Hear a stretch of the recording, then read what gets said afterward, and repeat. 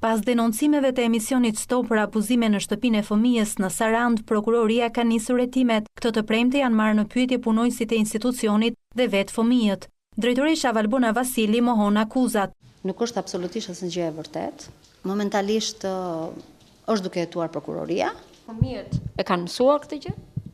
Fëmijët u indinjuan sepse ata janë akoma më të dëgjeshëm që nuk ka asnjë gjë të vërtet. Sot janë pyetur nga punonjës të prokurorisë. Ju jeni pyetur? Po.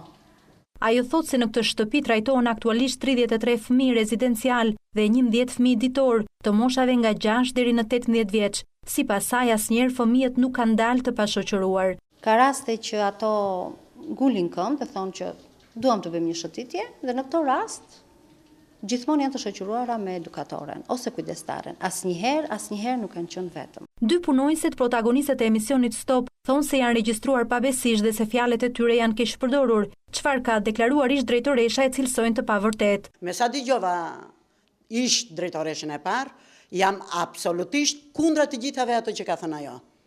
Këtu fëmijët janë të kontrolluar. Fjalët që janë thënë atje nuk janë të mia, ajo fjalët i ka rregulluar sipas interesit vet personal. Sipas asaj që u transmetuan në emisionin Stop, vajzat adoleshente që trajtohen në shtëpinë e fëmijës Sarand dalin natën dhe frekuentojnë lokale striptizmi, ndërsa shumë prej fëmijëve detyrohen të lypin dhe të vjedhin.